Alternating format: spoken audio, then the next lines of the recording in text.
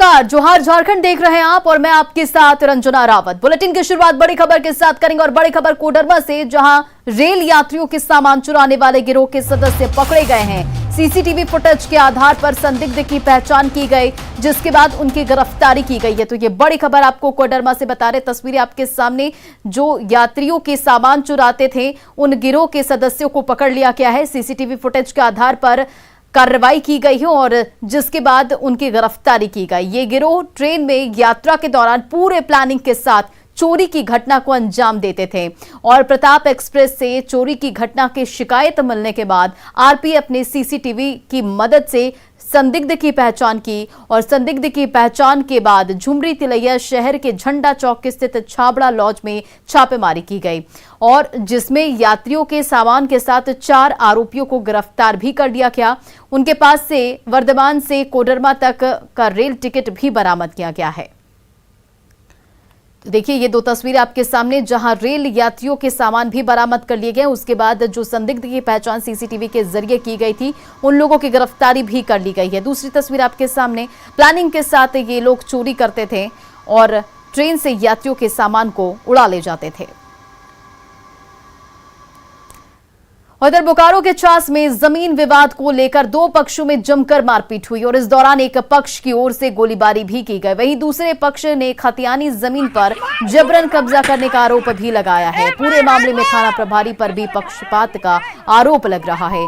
जमीन कब्जा के दौरान 4 राउंड फायरिंग भी की गई और साथ ही दोनों तरफ से पथराव की खबर भी सामने आ रही है। एक पक्ष का कहना है कि LRDC की ओर से जमीन का मालिकाना हक मिल चुका है, लेकिन थाना प्रभारी ने इसे मानने से इनकार कर दिया। पीड़ित का आरोप है कि आवेदन अगर मिलने पर पुलिस ने कार्रवाई की होती तो फायरिंग और मारपीट की घटना नहीं घटती।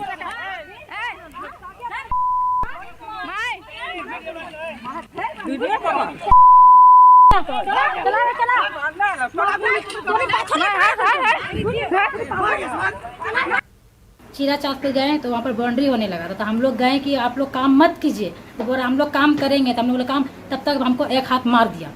एक हाथ मारने के बाद हम लोग तब तक मेरे चाची को मार दिया, मेरी अम्मी को मारा, उसके बाद भाभी लोग को मारा। उसके बाद क्या हुआ, उसके बाद बंदूक निकाला यहाँ से, चलाया 4 फायर बंदूक चला दिया। तब तक गाली गुप्ता करके पूरा उल्टा ही ईटा पत्थर मार के भाग गया। तो पेपर में अभी ये ज़मीन को हम लोगों ने जीता है, मैंने जीता है। ये ज़मीन केस कोई किया था, हम लोग प्रथम पक्ष है, मैंने जीता है और ये LRDC का ऑर्डर है कि ये आप लोग का ज़मीन है, लेकिन थाना प्रभारी बोलते हैं कि नहीं आप लोग का नहीं है। तो पता नहीं थाना प्रभारी कैसे पढ़ते हैं, कैसे देखते हैं, ये हमको नहीं समझ में आता।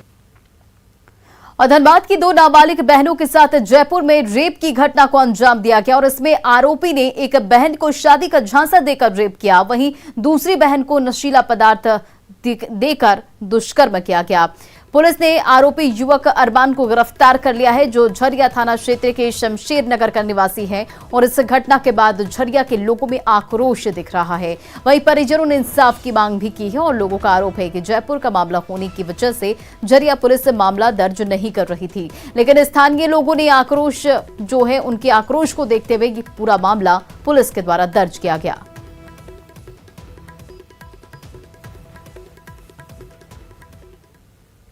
उधर बोकारो में गोमिया थाना के बाहर खड़े 2 ट्रक में अचानक आग लगने से अफरा तफरी का माहौल रहा। घटना की जानकारी मिलने पर मौके पर पहुंची फायर ब्रिगेड की टीम ने आग पर काफी मशक्कत के बाद काबू पाया और जो खबर आ रही है उसके मुताबिक बीती रात बारात की ओर से पटाखा फोड़ने के बाद चिंगारी झाड़ियों में जा गिरी थी और जिसके बाद विकराल रूप धारण कर लिया और इसी दौरान साल 2021 के मुकदमे में जब्त 2 ट्रकों में आग लग गई। आपको बताते चले कि जहां गाड़ियां लगी थी वहां काफी झाड़ियां भी उगाई थी, जो गर्मी की वजह से सूख गई थी और इसी वजह से आग फैल गई।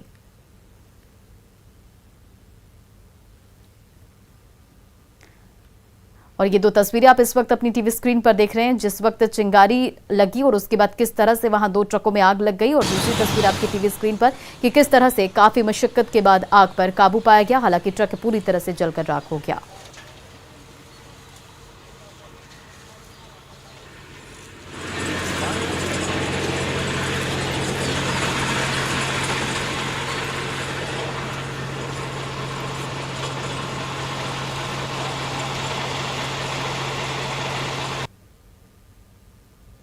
तो बोकारो से ये खबर, जहां झाड़ियों में लगी आग की चपेट में ट्रक आ गया और पटाखे की चिंगारी से इस आग ने विकराल रूप धारण कर लिया। 2 तस्वीरें आप इस वक्त देख रहे हैं अपने टीवी स्क्रीन पर, जहां ट्रक में आग लग गई और उसके बाद दूसरी तस्वीरें जहां काफी मशक्कत के बाद आग पर काबू पाया गया।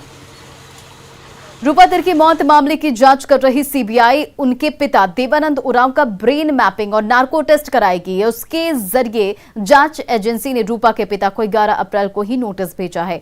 देवानंद उरांव की सहमति के बाद सीबीआई ब्रेन मैपिंग और नार्को टेस्ट के लिए विशेषज्ञ के सामने उन्हें पेश करेगी। और साहिबगंज पुलिस ने रूपा की मौत के बाद जांच में दारोगा शिव कुमार कनौजिया को नामजद आरोपी बनाया था। वहीं मृतक के पिता देवानंद उरांव को भी गैर प्राथमिक अभियुक्त बनाया गया था। पुलिस ने देवानंद उरांव को आत्महत्या के लिए उकसाने के आरोप में दोषी पाया था। जानकारी के मुताबिक रूपा के मोबाइल में कुछ ऑडियो क्लिप मिले थे, जिसके मुताबिक उनके परिजन ये नहीं चाहते थे कि रूपा अपने बैचमेट शिव कुमार कनौजिया से विवाह करे। आपको बता दें कि 3 मई 2021 की सुबह रूपा तिर्की का शव क्वार्टर में मिला था और जिसके बाद परिजनों ने हत्या की आशंका जताते हुए सीबीआई जांच की मांग की थी।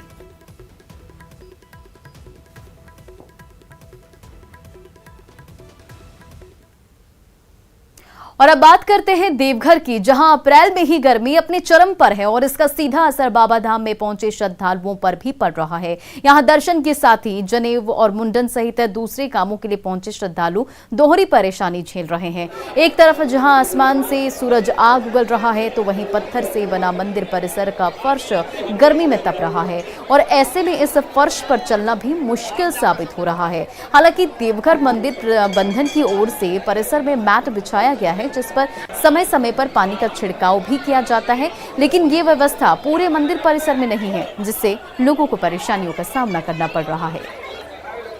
बाबा के यहाँ आए आस्था से, हमारे बच्चा का मुंडन कराना था। बाबा के यहाँ संकल्प किया हुआ था, उसका मुंडन का ये जो उतारने के लिए आए थे।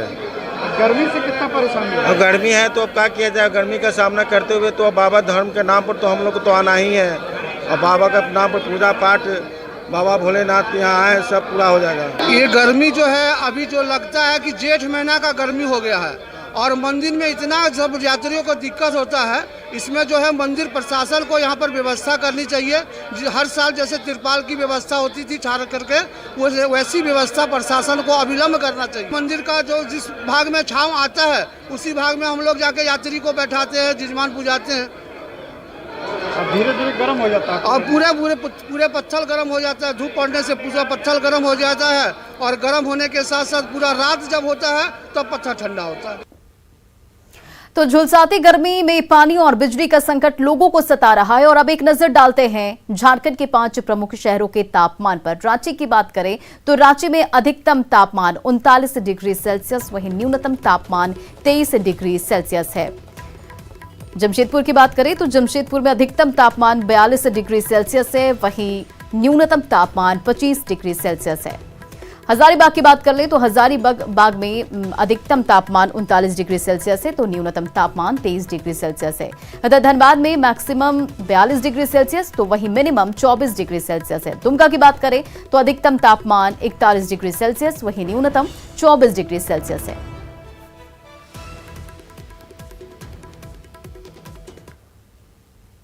और अब बात करते हैं जल संकट की। लू पूरे झारखंड में प्रकोप दिखा रहा है, वहीं अस्पताल में लू के शिकार मरीजों की भर्ती होनी भी शुरू हो चुकी है। आपको बताते चले, ऐसे में राज्य के सबसे बड़े अस्पताल रिम्स में पानी की व्यवस्था ठप है। यहां मरीज पानी के लिए हर फ्लोर पर भटक रहे हैं, लेकिन उन्हें कहीं भी पानी नहीं मिल पाता। ऐसे में अस्पताल से करीब 1 किलोमीटर दूर जाकर वे पानी लाने को मजबूर हैं। डॉक्टर ने मरीजों को लू से बचाव के लिए अधिक से अधिक पानी पीने की सलाह दी है, लेकिन अस्पताल में पानी ही नहीं है। रांची के रिम्स में पानी के लिए परेशान मरीज और उनके परिजनों से बातचीत की हमारी संवाददाता रूपाली त्रिपाठी ने। राज्य में एक तरफ जहां प्रचंड गर्मी, रिकॉर्ड ब्रेक गर्मी इस बार दर्ज किया जा रहा है, वहीं राज्य के सबसे बड़े अस्पताल रिम्स का हाल देखिए। वाटर कूलर तो लगा दिया गया है, पर इसमें पानी बिल्कुल ठप है, पानी नहीं आ रहा है। पेशेंट को दर दर भटकना पड़ रहा है। इस वजह से यहाँ पे पानी की काफी ज्यादा समस्या है, जो कि अभी तक हॉस्पिटल ने संज्ञान में नहीं लिया है। ठीक यहाँ पर देखिए, खाली बोतल लेकर मरीज सुबह का समय है, पूरे अस्पताल में घूम रहे हैं कि किसी भी फ्लोर पे इनको कहीं ना कहीं से पानी मिल जाए। इनके मरीज भर्ती हैं, उनको पीछे छोड़कर ये पानी की तलाश में निकले हैं बाहर की ओर। आइए इनसे बात करते हैं कि कैसी समस्याएं झेल रहे हैं। सर, लू चल रहा है, पानी पीने का डॉक्टर ने हिदायत दी है, पानी नहीं है हॉस्पिटल में, क्या है दिक्कत? बहुत दिक्कत है, क्योंकि अंदर तो पानी है ही नहीं है। First floor, second floor, third floor, fourth floor में, उसके बाद हम लोग को बाहर से पानी लाना पड़ता है। बहुत दिक्कत है। और डॉक्टर का सलाह है कि 4.5-5 लीटर पानी पीना है। जल ही जीवन है और जल ही स्वास्थ्य ही शरीर का सब कुछ विकास होता है। इसलिए हम लोग को हजारों मरीज को पानी की समस्या है, इसको अतिशीघ्र संज्ञान में लिया जाए और पानी का व्यवस्था होना चाहिए। पानी नहीं है इसमें, ऊपर भी देखे पानी नहीं है, नीचे भी देखे पानी नहीं है। इसके लिए जाना पड़ रहा है बाहर हम लोग को पानी लेने के लिए। तेज गर्मी है, इससे परेशानी तो बेशक हो रही है। बहुत रिम्स की तरफ से सुविधा है लेकिन दिया नहीं गया है। हर जगह पे लगाया गया है लेकिन दिया नहीं गया है पानी का। पूरे फ्लोर में खाली बोतल लेकर घूम रहे हैं, तीनों फ्लोर में पानी नहीं है और गर्मी उतनी तेज है। क्या दिक्कत है रिम्स में? और पानी का तो बहुत दिक्कत है। हम लोग को बाहर से पानी लेना पड़ता है, यहाँ पर तो पानी मिलता ही नहीं है। बाहर में जाते हैं तो 5 रुपये बोतल करके देता है। कितना आगे जाना पड़ता है? सुना 1 किलोमीटर है आगे। हाँ, वो इमरजेंसी गेट से आगे जाना पड़ता है, उधर हनुमान मंदिर के सामने पर, वहाँ पर मिलता है पानी। मरीज को पीछे अकेले छोड़कर? हाँ, छोड़ के जाता हूँ मरीज को। बहुत बड़ी दिक्कत नहीं है? हाँ, बहुत बड़ी दिक्कत है। इसमें तो गवर्नमेंट को कुछ करना चाहिए इसमें। सुविधा के नाम पर आपने खुद ही देख लिया कि क्या हाल है यहाँ पे मरीज और मरीज के परिजनों का। करीब अपने मरीज को दूर दराज से लाकर इलाज के लिए पेशेंट को पीछे छोड़कर ये 1 किलोमीटर आगे जाते हैं और पानी भरकर लाते हैं। अब तक अस्पताल ने इस पर कोई एक्शन नहीं लिया है। वाटर कूलर जस का तस पड़ा है। पानी के नाम पर कोई सुविधा रिम्स अस्पताल में नहीं है। कैमरा पर्सन संजीव के साथ रूपाली त्रिपाठी, न्यूज 18 रांची। और अब बात सोशल मीडिया की। झारखंड में सोशल मीडिया ट्विटर पर सीएम हेमंत सोरेन सबसे लोकप्रिय नेता बने हैं। उनके पीछे पूर्व मुख्यमंत्री रघुवर दास हैं। ट्विटर पर सीएम हेमंत सोरेन के 8,95,000 फॉलोअर्स हैं, जबकि पूर्व मुख्यमंत्री रघुवर दास के 3,94,000 फॉलोअर्स हैं, जबकि केंद्रीय मंत्री अर्जुन मुंडा के 1,97,000 फॉलोअर्स हैं। ट्विटर पर 17 अप्रैल तक के रिकॉर्ड के अनुसार मंत्री बन्ना गुप्ता के 1,43,000 और जगन्नाथ महतो के 1,12,000 फॉलोअर्स हैं। वहीं बाबूलाल मरांडी की अगर बात की जाए तो बाबूलाल मरांडी के 1,83,000 फॉलोअर्स हैं और बीजेपी प्रदेश अध्यक्ष दीपक प्रकाश के 53,400 फॉलोअर्स हैं। आपको बताते चले कि सोशल मीडिया प्लेटफॉर्म इन दिनों राज्य के लोगों के लिए अपनी समस्याओं के समाधान और सरकार का ध्यान आकृष्ट कराने का एक माध्यम बन गया है।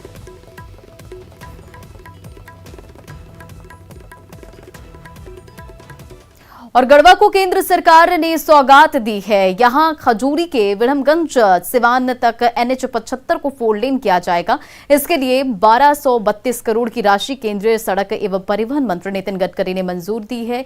और कुडू से लातेहार प्रथम फेज और लातेहार से पड़वा मोड़ दूसरे फेज के साथ ही खजूरी से यूपी के विड़मगंज तक तीसरे फेज में ये काम होना है। केंद्रीय मंत्री ने सबसे पहले तीसरे फेज यानी कि गढ़वा के लिए पैसा रिलीज किया है और जिससे गढ़वा के लोगों में काफी खुशी है इसे लेकर। से विंडमगंज 4 लेन की स्वीकृति भारत सरकार ने प्रदान कर दी है। ये NHAI के द्वारा बनाया जाएगा और इसी प्रकार से व्यवस्था ये है कि कुडू से लेकर के उदयपुरा से लेकर के शंखा से लेकर के खजूरी और खजूरी से लेकर के विंडमगंज तक ये 4 लेन सड़क बनेगी। इसके लिए जिन खंडों के संबंध में अभी निविदा नहीं निकाली गई है वो इसी साल निविदा भी निकल जाएगी, उसकी स्वीकृति भी हो जाएगी और यथाशीघ्र उस पर काम भी प्रारंभ हो जाएगा। बहुत ही अच्छा, मतलब बहुत ही अच्छा होगा क्योंकि रोड के कारण आम जनता को, जो राहगीर थे, उनको काफ़ी परेशानी आती थी। इस रोड के कारण आने जाने में दिक्कतें होती थी, लेकिन रोड बन जाने के बाद जनता को सुकून भरी जिंदगी मिलेगी और जो भी यात्रा करेंगे लोग, है ना, बहुत आरामदेह यात्रा रहेगा। रोड के कारण ही काफ़ी दिक्कतें आती थी।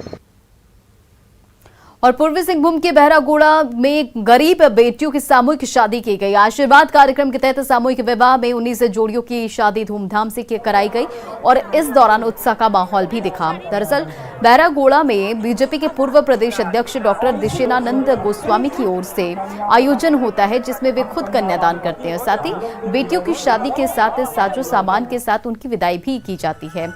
और इस दौरान सोने की बाली और चांदी के पायल के साथ घरेलू सामान भी उपहार में दिए जाते हैं। लगातार छठे साल हो रहे इस आयोजन में पूरे विधि विधान के साथ की गई और पूरे विधानसभा से करीब 10,000 लोग वर वधू को आशीर्वाद देने पहुंचते हैं।